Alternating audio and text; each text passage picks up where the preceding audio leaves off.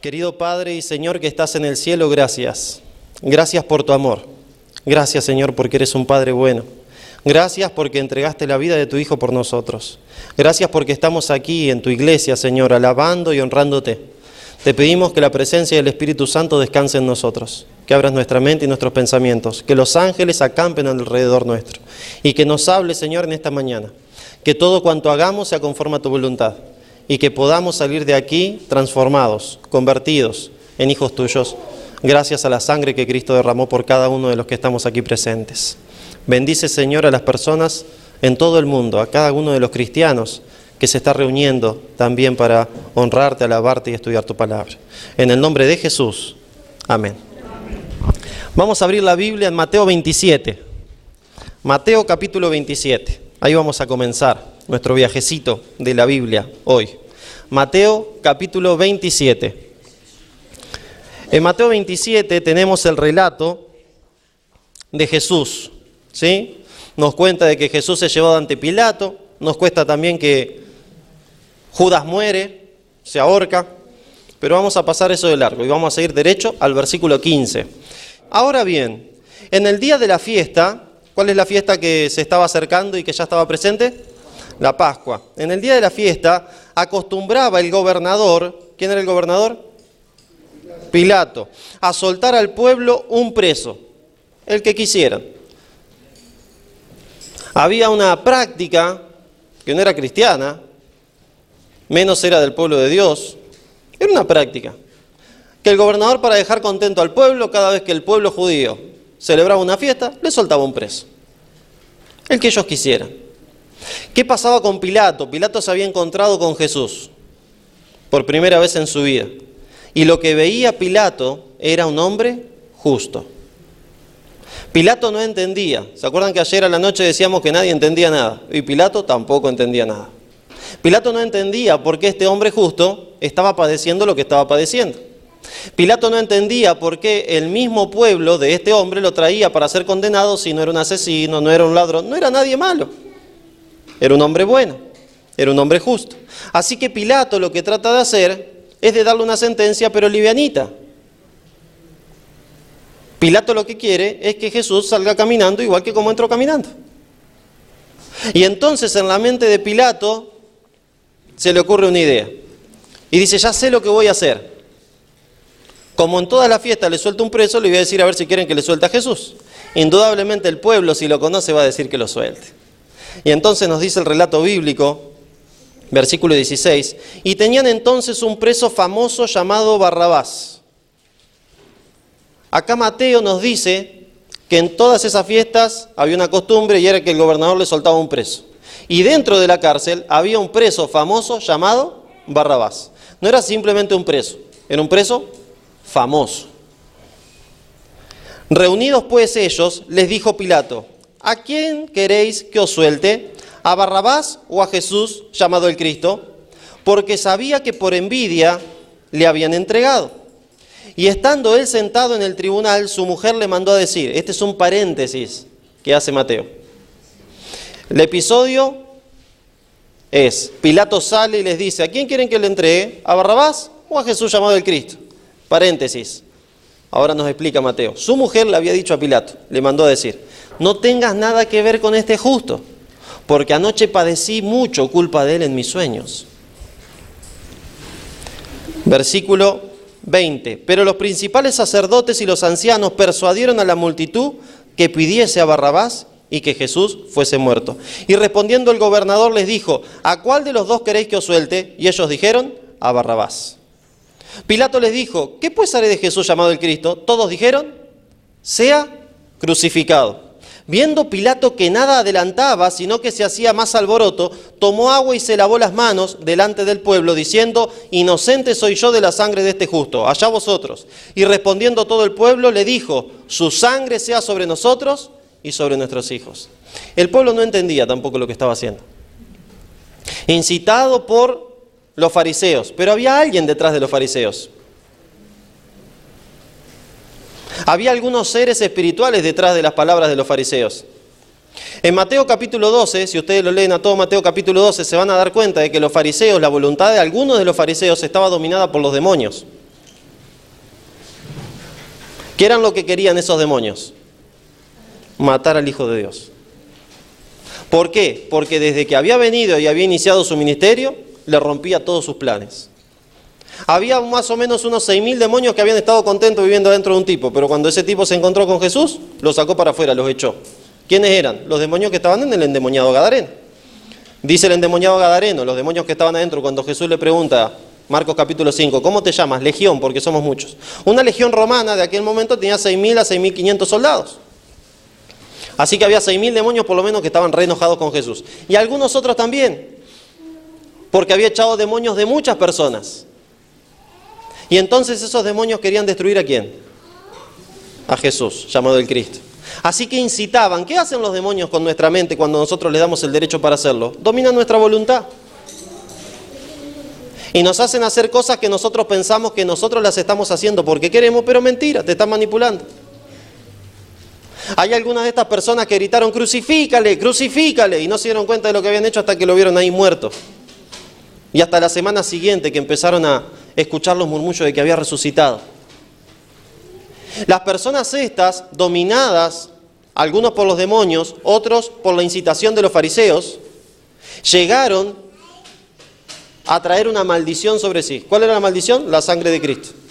Pilato dice, miren, yo me iba a lavar las manos. Pilato quería zafar. Y entonces le dice, allá ustedes, yo no soy responsable de la sangre de este justo. ¿Y qué dice la gente? Tranquilo, nosotros nos hacemos responsables, sea su sangre sobre nuestra cabeza, y no solamente sobre la nuestra, sobre la de nuestros hijos también. Es terrible cuando una persona está desenfocada y su mente es manipulada, ya sea por los demonios o por las personas que utilizan los demonios. Y llegan a hacer cosas que después recién entienden lo que hicieron.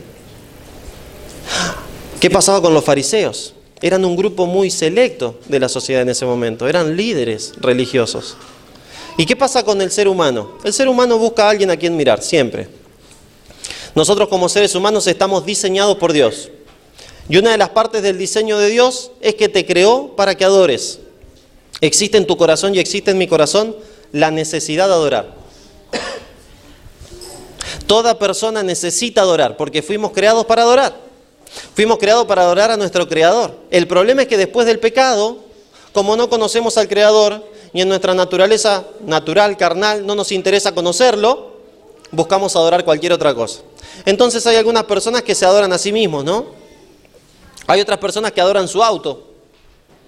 Hay otras personas que adoran el fútbol. Hay otras que adoran alguna amistad o la familia. Porque somos diseñados para adorar. Y en ese diseño para adorar también andamos buscando, desde que nacemos, líderes o modelos. Los niños buscan líderes y modelos. Y esa es la responsabilidad de todos los que somos padres. Nosotros tenemos que ser los modelos de nuestros hijos. Y entonces ellos en nosotros tienen que ver el modelo de Cristo. Porque como el Padre, así va a ser el Hijo. Si es que pasa mucho tiempo, porque ese dicho se está rompiendo, ¿no? Estamos en el 2016 y ahora cada vez menos tiempo pasan los hijos con los padres. Entonces ya no es tanto que como el padre o como la madre va a ser el hijo, sino que va a ser el hijo de acuerdo al programa de televisión que más tiempo pase mirando, ¿no? ¿Por qué? Porque hay muchos chicos que tristemente son criados por pantallas hoy. Ya sea de la tablet, del celular, de la televisión o por otras personas. Pero nosotros si somos padres, tenemos la responsabilidad ante Dios de a sus hijos, crearlos de acuerdo a sus principios. Porque un error que cometemos muchas veces los padres, este es un paréntesis, ¿no? Un error que cometemos muchas veces los padres es pensar que los hijos son nuestros. Es mentira, no son tuyos. Son del Señor. Vos simplemente sos un administrador de tus hijos. Y a mí me gusta eso. Porque cuando la Elu tiene algún problema, yo lo miro al jefe, al dueño, al papá. Yo soy el simple administrador y le digo, Señor, esta la creaste vos, Señor. Mirá que yo no sé ya qué hacer. Así que por favor, decime a ver cómo la administro, ¿no? Es tuya. Y cuando viene algún problema de enfermedad, Señor, ahí está, es tuya. Yo estoy haciendo todo lo que está en mi parte, pero por favor, me acuerdo del día que nació. Fue la primera vez que le dije, Señor, es tuya. Porque el día que nació yo estaba esperando y dicen, ¿quién es el papá de Lunay Ferrero? Soy yo. Y me la dan, ¿no es cierto? Un porotito, bien chiquitita, feíta como todo nene. Nah, era hermosa. Y entonces blanquita con unas manchas blancas, roja, coloradita. 2,6 kilos y me la da. Y me dice, subí, que ahora el doctor sube con tu esposa. Listo. Entonces yo subo por la escalera mirándola como todo papá nuevo, ¿no? Con un bichito de eso en la mano que uno no sabe qué hacer, tan frágil. Y entonces mirándola, y yo notaba que hacía. Y se quedaba sin respirar. Y se quedaba sin respirar. Digo, Señor, que no se me vaya a morir en los brazos esta criatura. Es tuya, si se le tiene que morir a alguien, que se le muera a una enfermera o a un doctor, pero si se me mueren los brazos, ¿cómo me saco esa imagen de la cabeza? Que no le pase nada. Entonces, el orgullo humano, ¿no? Varonil más que humano. Entonces, yo podría ir a haberle preguntado a la enfermera, pero ya había cerrado la puerta, entonces no, que le había molestar, ¿no? Para que iba a quedar yo como el preguntón, ¿no? Es como cuando le decía a tu esposo, che, pa, estamos perdidos. No, que vamos a estar perdidos, yo sé por dónde voy. Mentira, no tiene idea por dónde va, pero no, su orgullo no le deja decir que está perdido, ¿no? ¿Por qué no preguntás? No, tranquila, no confía en mí. Media hora más después, recién no llegaste a la casa, llegaste a preguntarle a otro, porque media hora más después adelante nos dimos cuenta que estábamos perdidos realmente. Y entonces así me pasaba a mí. Entonces llega el doctor y le digo, doctor, como que me parece que no respira. No, dice, tranquilo, eso es normal, ya se le va a naturalizar. Ah, bueno, está bien. Y ahí estaba Jesús. Y los demonios querían matar al Hijo de Dios. Y ahí estaban los fariseos, que eran líderes, y habían manipulado la mente de la gente. Como ellos eran los modelos de la gente, habían manipulado la mente de la gente porque la gente se dejó manipular por ellos para que griten, en vez de Jesús, Barrabás. Y cuando le dice, ¿qué hago de este? Crucifícalo. ¿Se acuerdan de que dijimos que hay 3 evangelios al principio del Antiguo Testamento, del Nuevo Testamento? Se llaman Mateo, Marcos y Lucas. A esos 3 evangelios se les llama evangelios sinópticos. Esos son los que analizan la misma realidad pero de diferentes perspectivas, ¿no? Yo le podría decir a Jonah desde allá atrás, Jonah, decime qué ves. Y él me diría, veo un montón de espaldas, veo alguna peladita, ¿no es cierto?, de atrás, veo al predicador adelante junto con los 2 que están en la plataforma, etcétera, etcétera. Entonces yo le podría preguntar a Daniel, ¿qué ves? Y él diría, bueno, veo todas las caras, algunos se sonríen, otro parece medio enojado, otros están durmiendo, etcétera, etcétera, ¿no? Y entonces le puedo preguntar a alguno que está afuera y pasa por la ventana, ¿qué ves? Y bueno, veo barrotes. Cada uno tiene parte de la verdad, desde su perspectiva, y así es Mateo, Marcos y Lucas. Entonces, cada vez que nosotros vamos a estudiar una historia de la Biblia que esté en estos evangelios, necesitamos estudiar en los 3 evangelios, y eso es lo que vamos a hacer ahora. Vamos a ir a leer a Marcos el mismo relato de cuando Jesús sale con Barrabás y Pilato los presenta para que la gente decida con quién se queda, qué hace de Jesús y qué hace de Barrabás. Y entonces después vamos a ir a Lucas y después vamos a ir al 4.º evangelio, que es un evangelio hermoso, pero es distinto. A los 3 primeros se les llama evangelios sinópticos. Al último no se le llama sinóptico porque no analiza la misma realidad desde la misma perspectiva que los otros, sino que Juan analiza a Dios, a Cristo como Dios, al Hijo de Dios como Dios hecho hombre. Por eso Juan mismo arranca diciendo, en el principio era el verbo era con Dios y el verbo era Dios. Y Juan 1.14 dice, y este verbo fue hecho carne. Entonces todo Juan va a analizar a Dios hecho carne. Pero Mateo, Marcos y Lucas analizan todas las mismas perspectivas desde Jesús siendo hombre y siendo Dios. Y cada uno de ellos le escribe a un grupo de gente diferente. Entonces necesitamos leer los 3. Vamos a Marcos. Marcos capítulo 15. Ahí vamos a encontrar otra vez el relato de cuando Pilato sale y le dice a la gente, ¿qué quieren que haga con Jesús? Fíjense lo que dice Marcos 15:6. Ahora bien, en el día de la fiesta soltaban un preso, cualquiera que pidiesen. Y habló uno de los que se llamaba, que se llamaba Barrabás, preso con sus compañeros de motín, que habían cometido homicidio en una revuelta. Ya sabemos por Mateo que Barrabás, ¿cómo era? Famoso. Y ahora sabemos que ¿qué tenía? Un grupo. ¿Y qué habían hecho? Un motín. Y entonces lo habían metido preso. ¿Por qué? Habían cometido homicidio. Así que Barrabás era famoso porque había cometido homicidio. Hay un libro hermoso, no sé si lo leyeron, pero léanlo si no lo leyeron. Se llama El deseado de todas las gentes. Perfecto, el libro. Es hermoso. Desarrolla toda la vida de Cristo sobre el planeta Tierra. Y entonces ahí nos comenta y nos enfoca y nos describe a este Barrabás con su grupo. ¿Cuál era el destino de Barrabás en ese día? La muerte. Barrabás iba a ser crucificado. ¿Sus amigos fueron crucificados? Sí. Uno a un lado de Jesús, el otro al otro lado de Jesús. Los amigos de Barrabás, los compañeros de motín de Barrabás, fueron los 2 ladrones que estaban uno a un lado y el otro a otro lado de Jesús. El asesino era Barrabás, había cometido homicidio. Y ahí estaba Barrabás, preso. Y entonces me dice el versículo 8, y viniendo la multitud comenzó a pedir que hiciese como siempre les había hecho. Y Pilato le respondió diciendo, ¿queréis que os suelte al rey de los judíos? Porque conocía que por envidia le habían entregado los principales sacerdotes. Mas los principales sacerdotes incitaron a la multitud para que le soltase más bien a Barrabás. Respondiendo Pilato les dijo otra vez, ¿qué pues queréis que haga del que llamáis rey de los judíos? Y ellos volvieron a dar voces, crucifícale. Pilato les decía, pues qué mal ha hecho. Pero ellos gritaban aún más, crucifícale. Y Pilato, queriendo satisfacer al pueblo, le soltó a Barrabás y entregó a Jesús después de azotarle para que fuese crucificado. Vamos a pensar un poquitito en la escena. Mucha gente. Ahora nos vamos a dar cuenta cuando vayamos a Juan que hay un lugar especial en el cual Pilato salió a presentar a Jesús y a Barrabás, el embaldosado. Y en ese embaldosado Pilato se presenta y hay una muchedumbre de gente, la cual se ve con los ojos, ¿no? Pero hay un mundo espiritual que no se ve con los ojos. Detrás de esa muchedumbre de gente hay ángeles del Señor. Y detrás de esa muchedumbre de gente hay ángeles que eran ángeles y ahora son demonios. Y entonces hay un conflicto cósmico, una guerra galáctica que se está peleando en ese momento. ¿Qué dijimos ayer? ¿Cómo se ganan las batallas? Rindiéndose. ¿Qué hizo Jesús por vos? Se rindió. Para matar el pecado en sí mismo, para que vos tengas la posibilidad de decidir si te querés salvar o no. Jesús no se aseguró tu salvación cuando murió. Lo único que hizo Jesús es abrir una puerta que estaba cerrada. La posibilidad de tu salvación. Él con su muerte abrió esa puerta. Y tu salvación está asegurada en esa puerta, que se llama Cristo Jesús, si vos decidís abrir esa puerta. Pero si vos te querés perder, la sangre de Cristo pierde todo su valor para vos. Aunque es el derecho más poderoso que hay en el planeta Tierra, pierde todo valor para vos.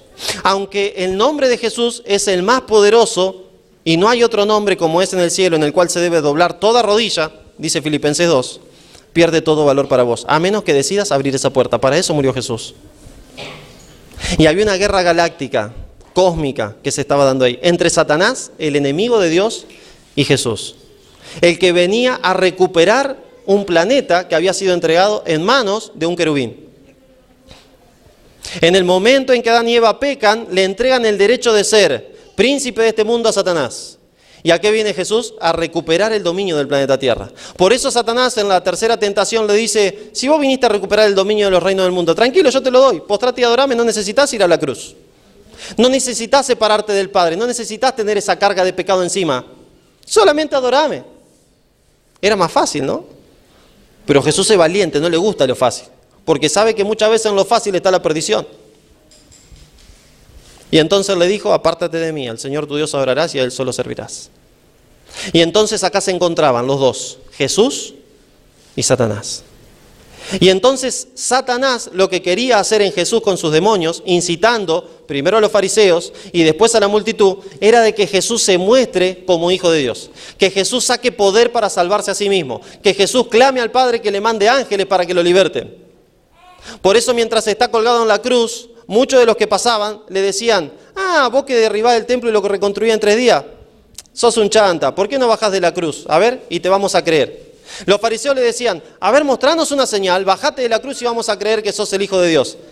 Mentira, lo único que querían era mofarlo, lo único que querían era insultarlo. Pero detrás de ellos había demonios controlando su voluntad que lo que querían era que Jesús, para querer demostrar que era el Hijo de Dios, lo haga con poder divino. Para querer demostrar que era el Hijo de Dios, salga de la cruz. Pero Jesús, ¿qué hizo? Se rindió. Porque la batalla se gana rindiéndose. Y ahí estaba, en el embaldosado, Jesús y Barrabás. Y la gente pidió a Barrabás. Vamos a Lucas, capítulo 23. Lucas, capítulo 23.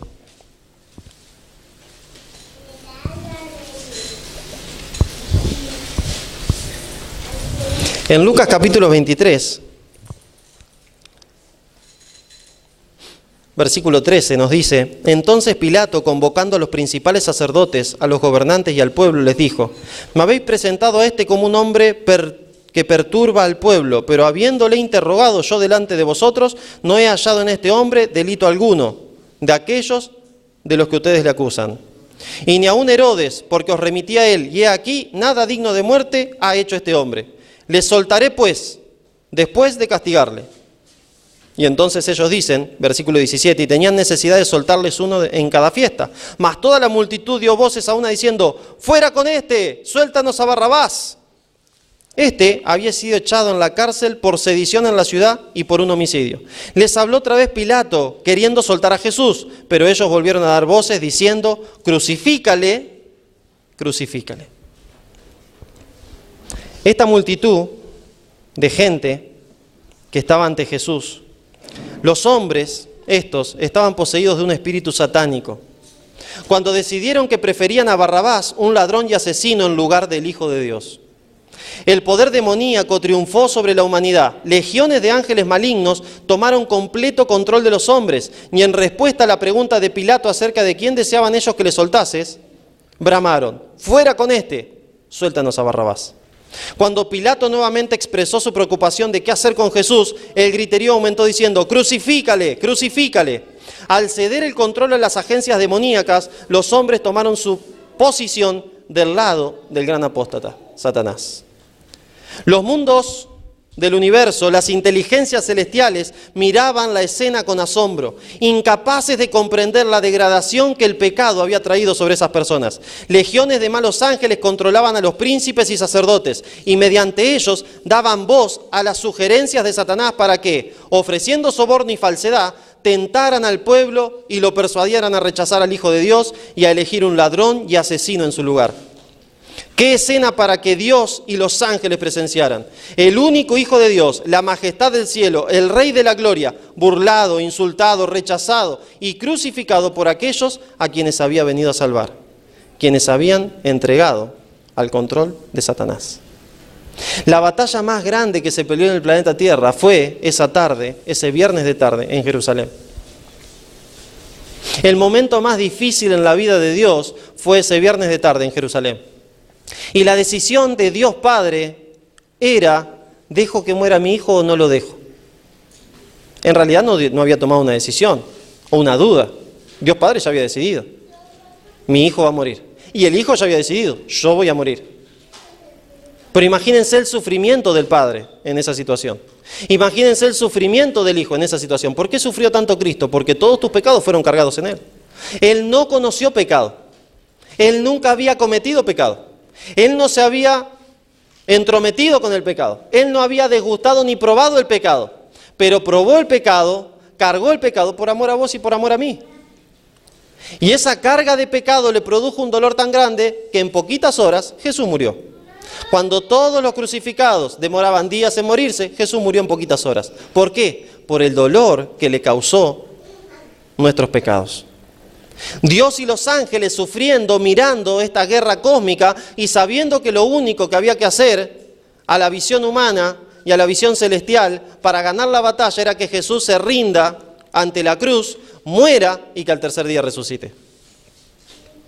En la mente de los discípulos no cabía la idea de que Jesús estuviera crucificado. ¿Qué pasa en tu mente cuando te enteras de una pésima y terrible noticia? De un momento para el otro, lo negás primero. No, no puede ser. ¿En serio? ¿No preguntas eso? Imagínense los discípulos. No puede ser, no puede ser. El maestro, es ese que está colgado ahí, mi maestro. Si hace 2 días estábamos comiendo, no puede ser. Si ayer a la noche tuvimos una cena re linda, no puede ser. Y ahí estaba, colgado. La madre de Jesús, María Magdalena, los discípulos, el discípulo amado, Juan, ahí estaba presente. Vamos a verlo, Juan, capítulo 18. ¿Qué nos dice Juan? ¿Qué vio él? ¿Qué presenció? Juan capítulo 18, versículo 38, le dijo Pilato, ¿qué es la verdad? Cuando hubo dicho esto, salió otra vez a los judíos y le dijo, yo no hallo ningún delito, pero vosotros tenéis la costumbre de que os suelte uno en la Pascua. ¿Queréis pues que os suelte al rey de los judíos? Entonces todos dieron voces de nuevo diciendo, no a este, sino a Barrabás. ¿Y Barrabás era? Ladrón. ¡Ah! ¡Qué chico Barrabás, eh! Era ladrón, era sedicioso, era homicida. Y el pueblo decidió apartar de su vida al Hijo de Dios por Barrabás. Decidió sacrificar su relación con el Hijo de Dios por establecer una relación con Barrabás.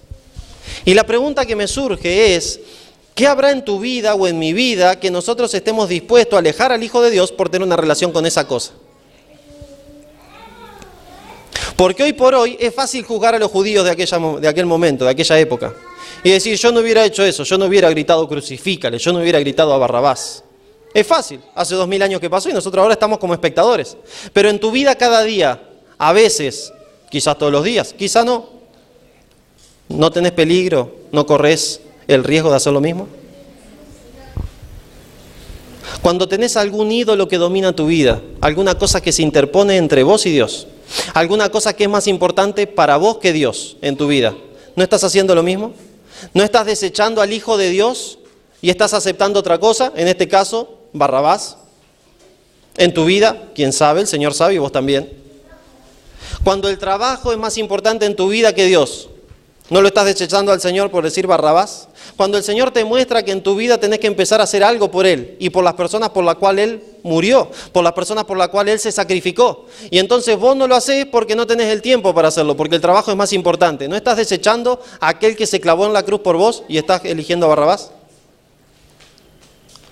Cuando algún deporte en tu vida es más importante que Dios y te interesa más saber el resultado de un partido que alabar a Dios o que adorar a Dios, ¿no estás desechando al Hijo de Dios y eligiendo por otra cosa una basura de este mundo que nada te da? Por eso no tenemos que juzgar a la gente de aquel momento, sino que tenemos que compararnos a nosotros con ellos. Y muchas veces nos vamos a dar cuenta que somos iguales a ellos, tristemente. Porque nosotros en cada día de nuestra vida lo que tenemos que hacer es elegir a Jesús. Cada día de nuestra vida lo que tenemos que hacer es aceptar a Jesús como nuestro Salvador y vivir al lado de Él, con Él, la presencia del Espíritu Santo dentro de nuestro corazón. Pero eso quiere decir ir en contra de la corriente. Eso quiere decir que mientras todos están gritando crucifícale, vos estás gritando no, quiero a Jesús, sálvenlo. E ir en contra de la corriente y gritar en contra de la corriente no es fácil. Pero tristemente en este mundo, aunque muchos se llaman cristianos, no se demuestra, como dice la palabra de Dios. Muchos tendrán el nombre, pero negarán la eficacia de la piedad.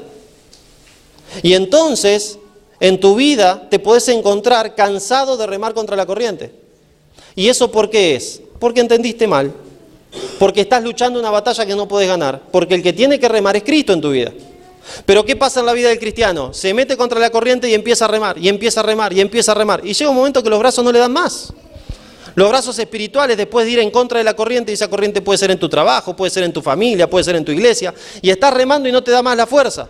¿Por qué? Porque estás remando vos, dale el remo a Jesús. Él no se cansa nunca de remar contra la corriente. Porque los 33 años que vivió sobre el planeta Tierra remó contra la corriente. Nadie lo entendía. Y él seguía adelante. Nadie lo comprendía y él seguía adelante. Los que lo vino, la gente que él vino a salvar, lo crucificaron y él seguía adelante. Entonces nosotros tenemos un ejemplo claro en Cristo. Y en esta situación de que Jesús está al lado de Barrabás porque Pilato trae y lo saca, manda un soldado. ¿Y qué hace el soldado? Los trae. Los dos uno al lado del otro, junto a Pilato, Barrabás y Jesús. Y entonces Pilato dice, ¿qué quieren que haga? ¿A quién le suelto? ¿Al rey de los judíos? Y todos gritan, no, queremos a Barrabás, queremos a Barrabás.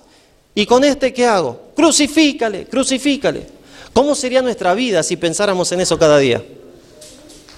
¿Cómo sería esta semana que va a comenzar y este sábado si pensáramos en eso cada momento?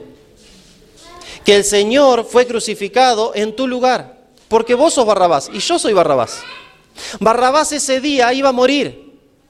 Cuando Barrabás empieza a escuchar a la multitud gritando crucifícale, crucifícale, crucifícale, él ni idea tenía lo que estaba pasando afuera. Barrabás estaba preso adentro de la celda y la gente gritando crucifícale, crucifícale, y Barrabás dijo ya está, listo, a sufrir, se me terminó el hilo del carretel. Y con los amigos se pusieron a quejarse. Y los amigos seguramente le habrán dicho, viste, Si no te hubiéramos hecho caso, no estaríamos acá. Y él quejándose de que iba a morir. Con razón, ¿a quién le gusta morir? A nadie, menos en una cruz. Pero viene un soldado y lo saca a Barrabás, y Barrabás, ¿qué está pensando? Que le van a poner los clavos, porque había visto a muchas personas ya crucificadas, que lo van a hacer llevar la cruz, que lo van a agarrar a latigazos, y cuando sale, se da cuenta de que lo ponen al lado de una persona que él ya había visto y que conocía por rumores quién era, pero no había decidido creer en él. ¿Y quién era? Jesús. Y cuando lo ponen al lado de Jesús, siente a Pilato, el gobernador, que dice, ¿qué quieren que haga? ¿Que le suelte al rey de los judíos? Barrabás no entendía todavía qué estaba pasando, porque Barrabás se había proclamado rey de los judíos. Barrabás en su revuelta se había proclamado rey de Israel. Barrabás en su revuelta había querido gobernar a Roma, había querido destruir al mundo romano que estaba a su alrededor, y había sido tomado preso, y como había cometido asesinato contra los romanos lo habían metido preso. Y ahora se le terminaba la vida. Entonces cuando Barrabás escucha, ¿a quién quiere que haga con el rey de los judíos? Él dice, están pensando en mí, están hablando de mí. Yo soy famoso porque dije que era el salvador de Israel y ahora me están por matar. Y entonces dice, crucifícale, crucifícale. Y entonces Pilato vuelve a preguntar, bueno, pero ¿a quién suelto? A Barrabás. Barrabás no lo puede entender. El corazón de Barrabás empieza a saltar. Se empieza a poner nervioso, no entiende nada. Y entonces mira a Pilato a ver si es un chiste o qué, a ver si se están burlando de él. Y entonces Pilato, con cara de preocupación, le dice, pero en este hombre no hallo ningún delito, en Jesús llamado el Cristo. ¿Qué hago con él? Crucifícale. Y con Barrabás, suéltale. O sea que ustedes quieren que le suelte a Barrabás y que crucifique a Jesús. Sí, así lo queremos. Pero no hallo ningún delito. No, porque él se consagró rey y nosotros no tenemos más rey que César. Y si vos lo dejás vivo está en contra de César. Imagínense la vida, la mente de Barrabás. Así que viene un soldado, le suelta las manos que estaban atadas y le dice, anda, quedas libre. Jesús tomó tu lugar. Y vienen otros soldados y traen una cruz que estaba preparada para Barrabás. Nos dice la Biblia en Juan.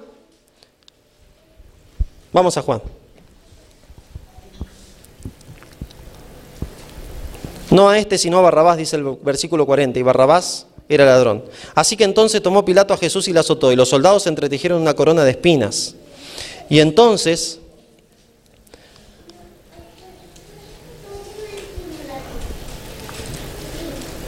del otro lado de la página, dice lo siguiente, versículo 15, pero ellos gritaron, ¡fuera! ¡Fuera! ¡Crucifícale! Pilato les dijo, ¿a vuestros reyes de crucificar? Respondiendo los principales sacerdotes, no tenemos más rey que César. Así que entonces los entregó a ellos para que fuese crucificado.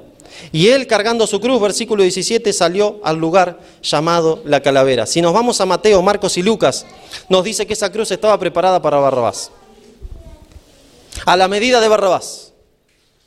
A la medida física y a la medida de la persona que era Barrabás.